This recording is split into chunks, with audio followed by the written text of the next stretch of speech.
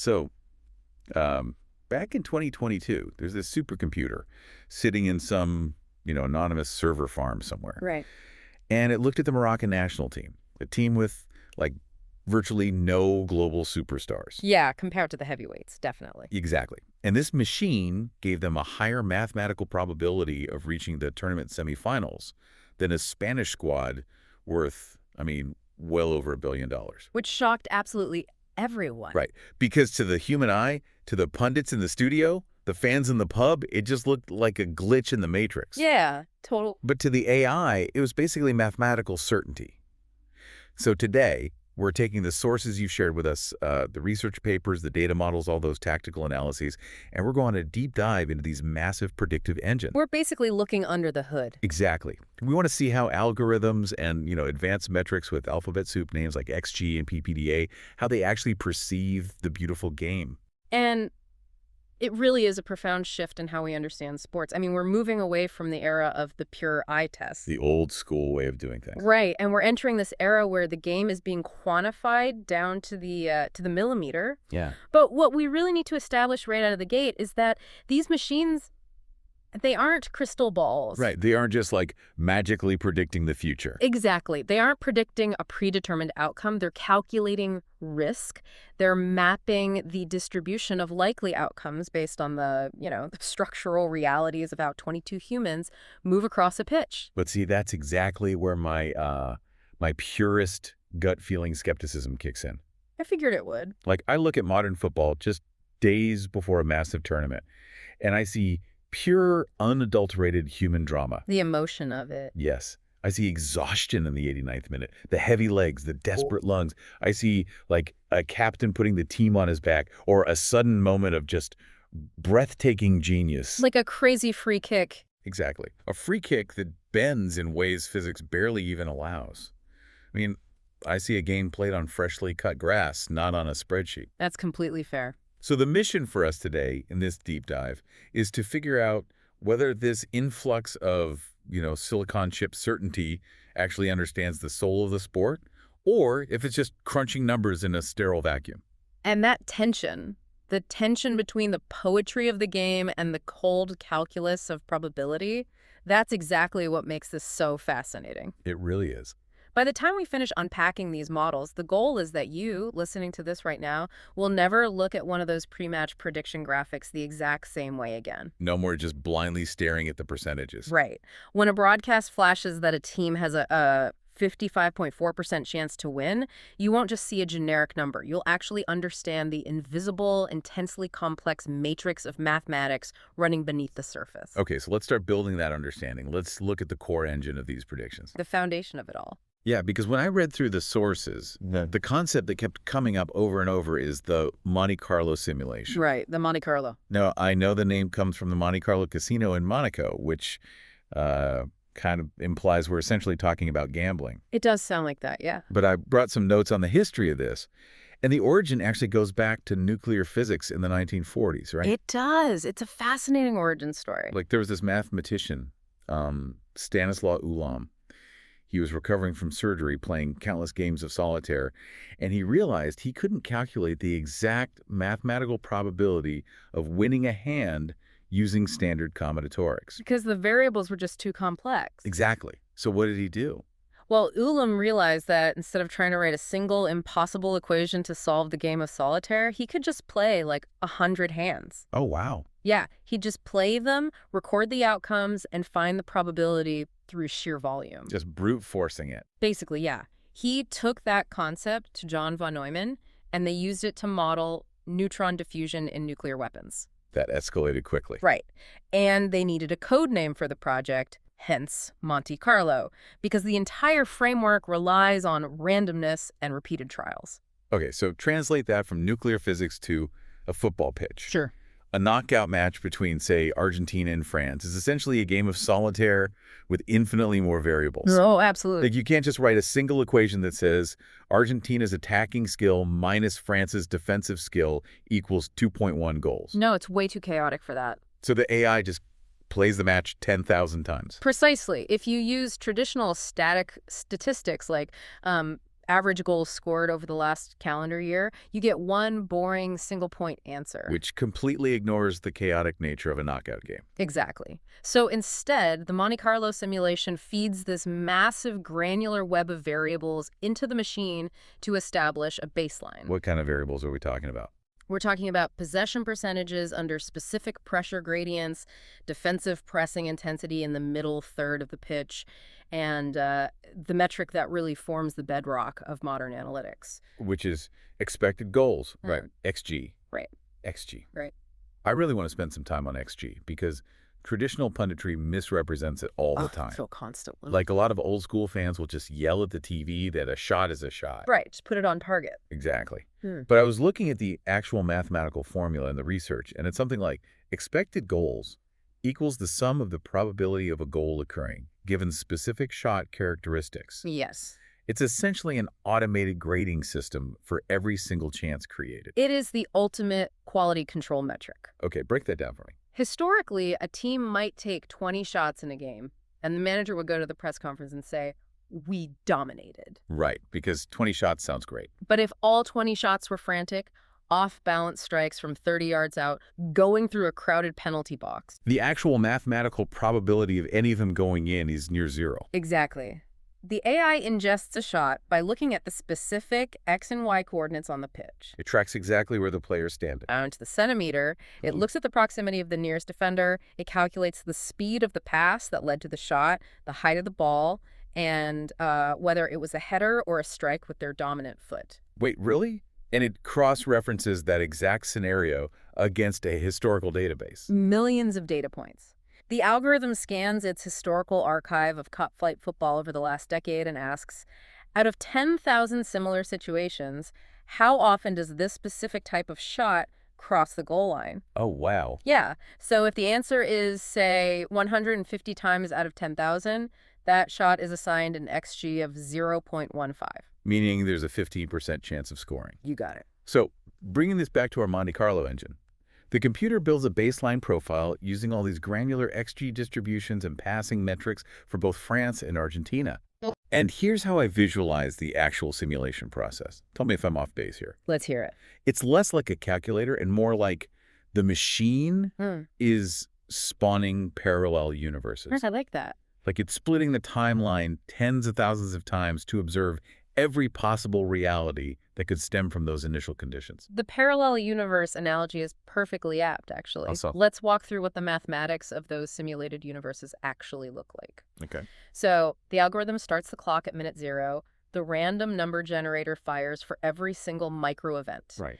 In simulation universe number 1, the math dictates that France generates an early low probability chance. Say, Kylian Mbappe gets a shot off from a very tight angle, a 0.06 xg situation. So a 6% chance. Exactly. The random number generator lands within that 6% threshold, and the simulated ball goes in. Boom. France is up 1-0 in the 5th minute. Right. And from that moment on, the simulation isn't just playing out the rest of the game normally. Because the game state has changed. Exactly. The simulation immediately applies the historical data for how France specifically behaves with a 1-goal lead. Oh, that's clever. Their defensive block might drop 5 yards deeper, their passing becomes less risky, the simulation runs to 90 minutes, and in this specific universe, France wins 1 there. But in universe number 2, the dice roll differently. In universe 2, Mbappe misses that early shot. Okay. Then, in the 22nd minute, a simulated Argentine midfielder threads a high-value pass, a French defender is forced into a desperate tackle, and Argentina gets a penalty kick. And a penalty kick is a static situation, right? Yes, usually carrying an XG of about 0.76. Okay, so a massive 76% chance. The randomizer rolls, Argentina scores.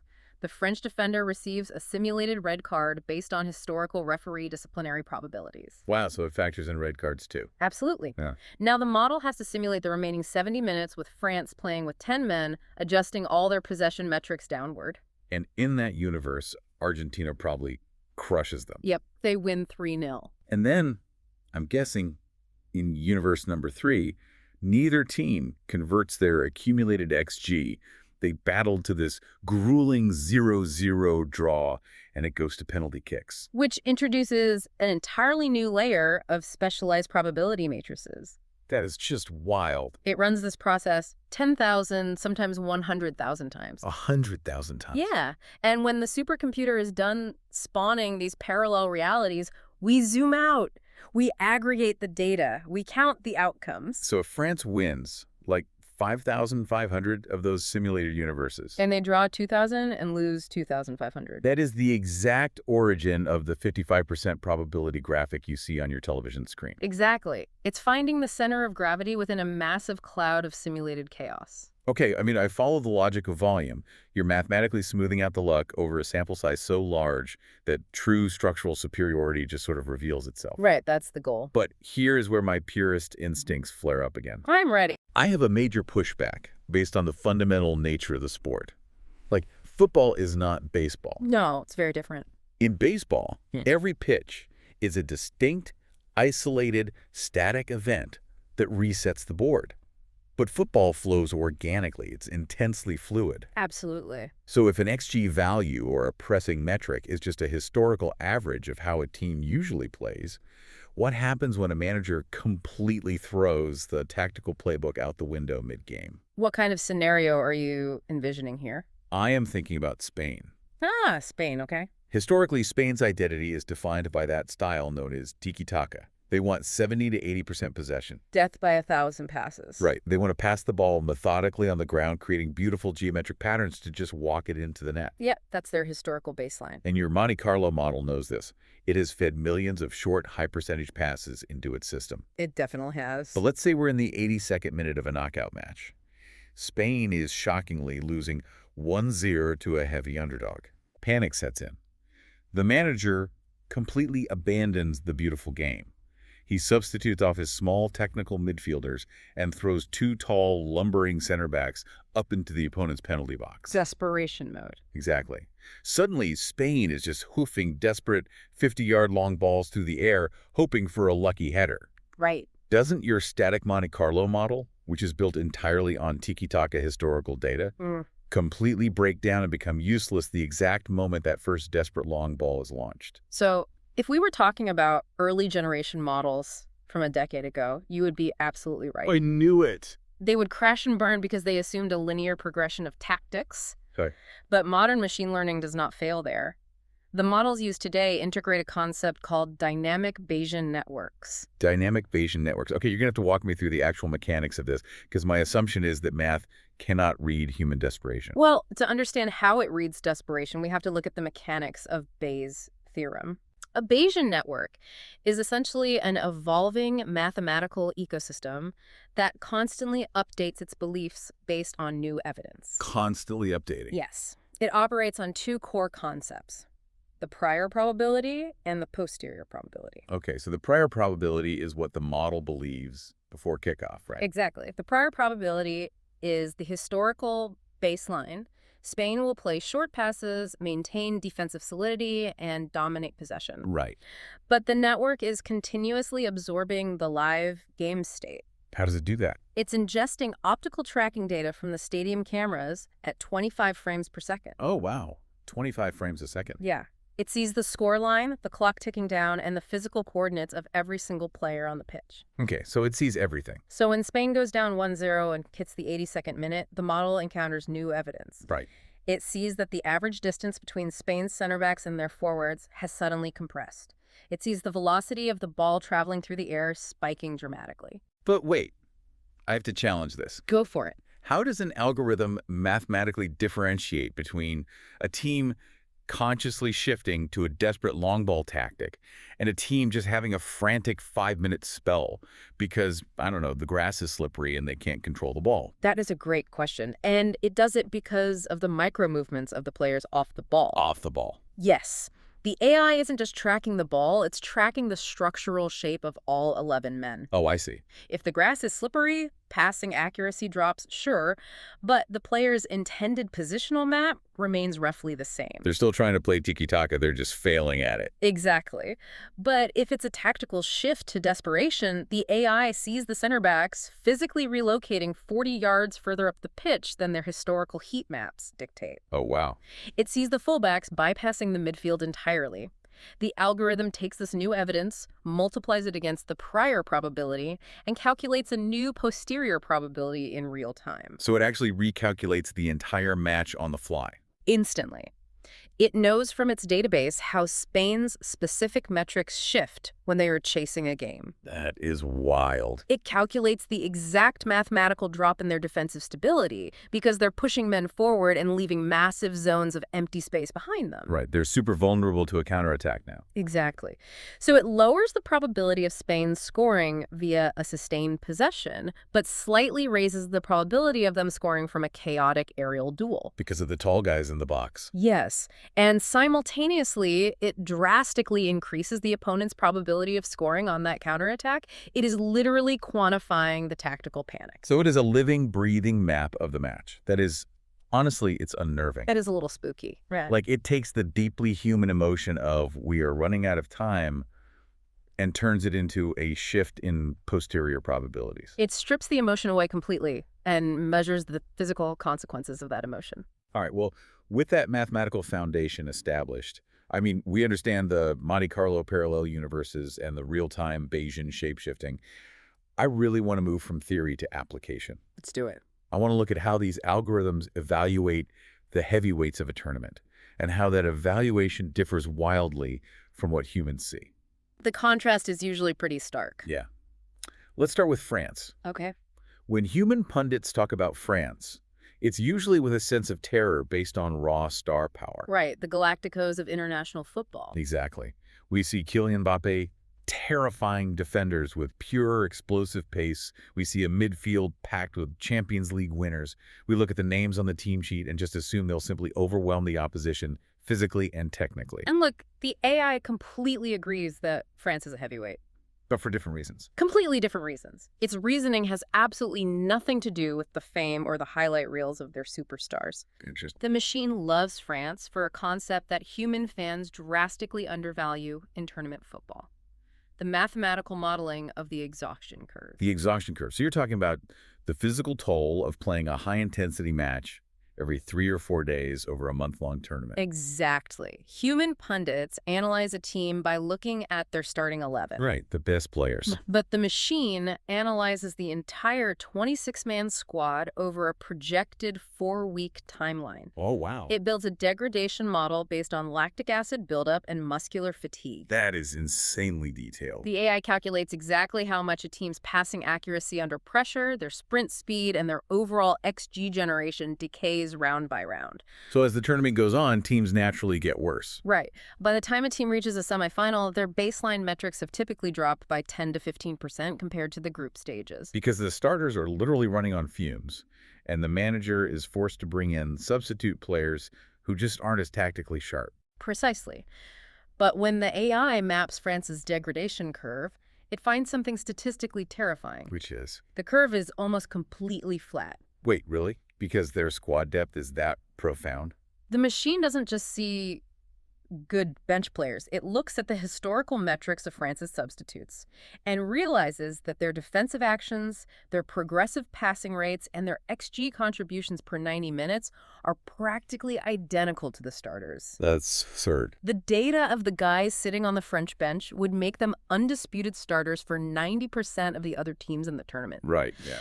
So while an opponent's mathematical output degrades significantly by the 70th minute of a quarterfinal, France's output remains ruthlessly mathematically consistent. The machine bets heavily on their endurance of quality. The endurance of quality. Yeah. That fundamentally changes how you watch a tournament. It really does. Like, it's not about who has the highest peak.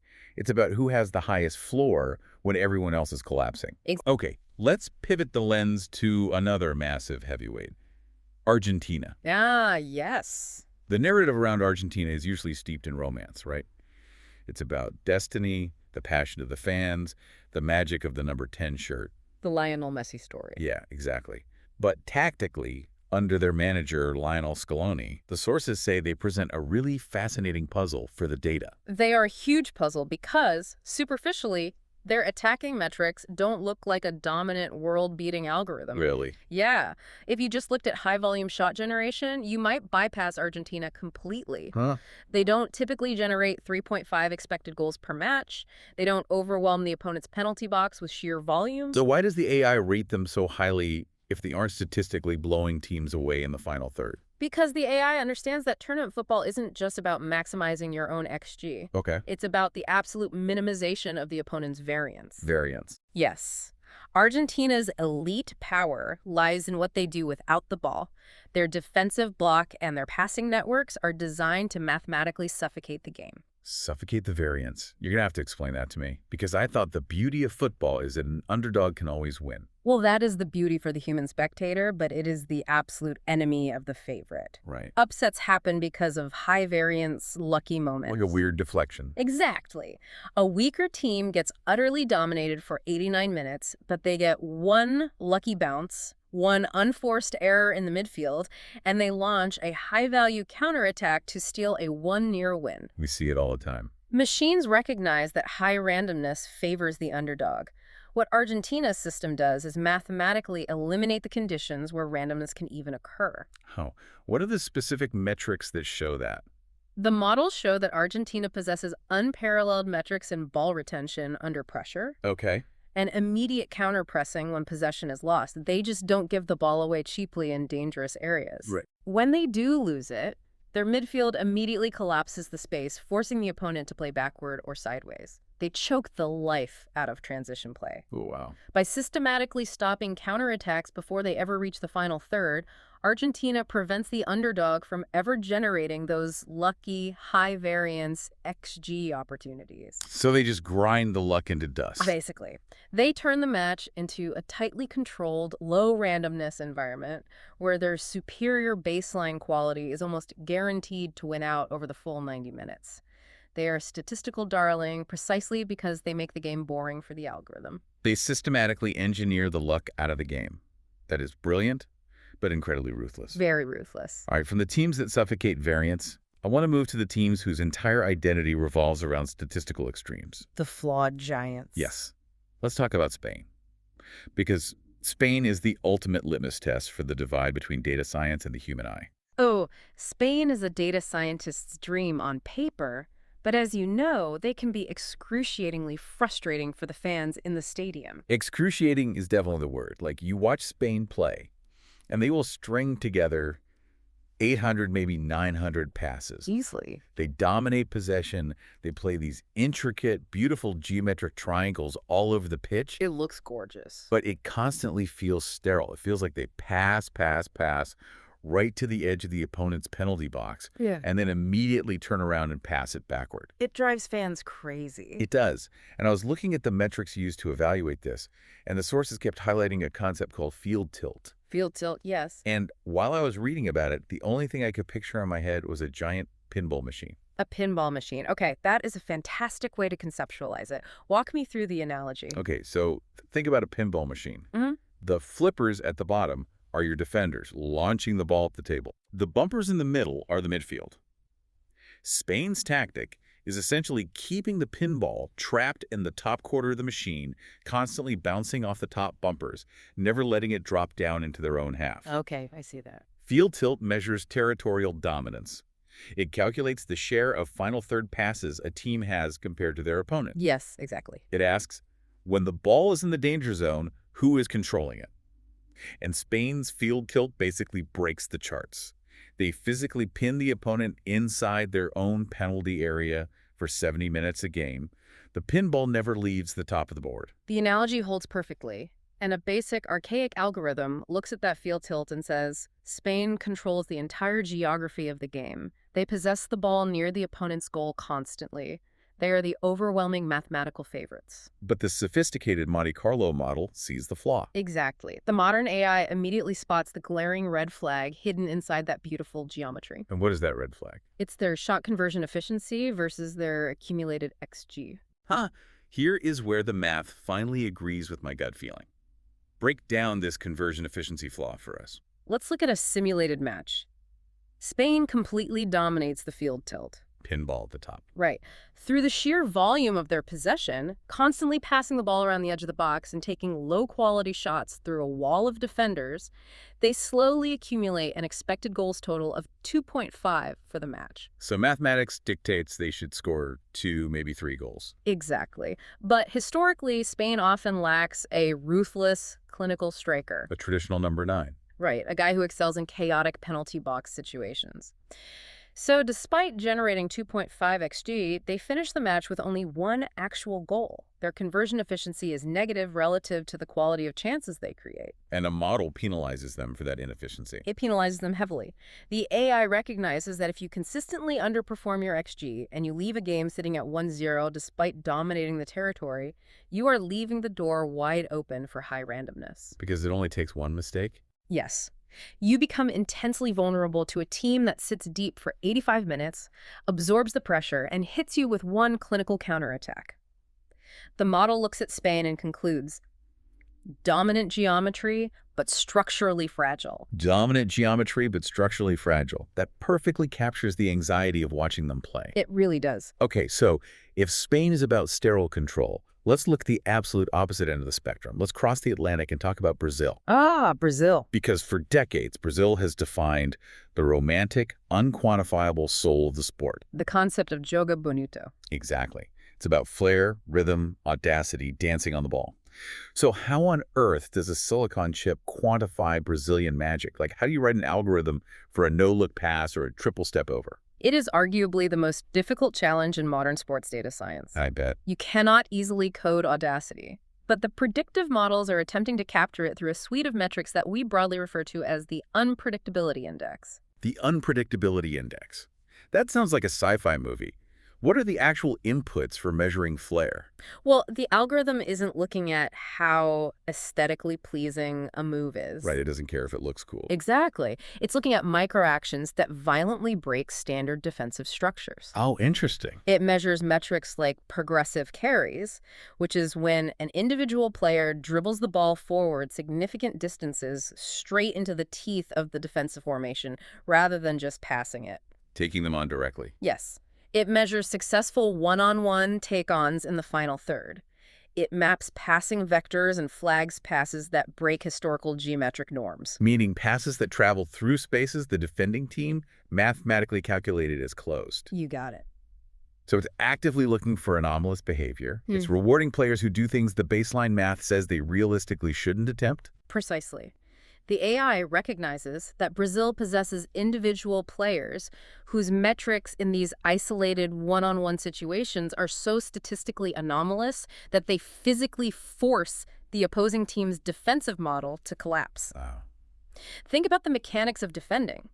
An opponent's defensive structure relies on maintaining perfectly uniform lines, a synchronized shifting of bodies. Right, moving together as a unit. But if a Brazilian winger successfully completes 3 statistically improbable dribbles in rapid succession, the opposing defenders are forced to break their shape to compensate and cover him. And the moment they break their shape to cover the chaos, massive pockets of high-value space open up elsewhere on the pitch for another attacker to exploit. Exactly. The unpredictability index mathematically measures a team's ability to induce localized structural panic in the opponent. Inducing structural panic. I really love that phrasing. That's very accurate. But looking at the sources, Brazil's unpredictability isn't a new phenomenon. No, not at all. Yet their probability to actually win the tournament has spiked significantly in recent updated models. So why did the AI suddenly start believing in the chaos? Because for a long time, the algorithms loved Brazil's attack, but heavily penalized their chaotic defensive transitions. They were viewed mathematically as a glass cannon. Exactly. But recently, their defensive metrics have finally caught up to their attacking output. Really? Yeah. The models look specifically at their central defenders and defensive midfielders. Brazil has developed a core foundation of players whose metrics in isolating and destroying one-on-one counterattacks are off the charts. Oh, wow. They possess elite recovery speed and tackling efficiency. They provide the mathematical safety net that allows the chaotic flair to happen up front without completely compromising the structural integrity of the team. So they found the perfect equilibrium, the unpredictability index up front, secured by low randomness stoppers in the back. Exactly. Okay, well, we have thoroughly dissected the heavyweights, But the part of major tournaments that truly captures the imagination of the world is the surprise. The dark horse. The dark horse. A Croatia reaching the final, a South Korea making a deep run, or the example we started this deep dive with. Morocco stunning the world in 2022. Right. When these runs happen, human pundits sit in the studio scratching their heads, acting like it came completely out of nowhere. A Cinderella story. Exactly. But our sources suggest the machine actually spots these giant killers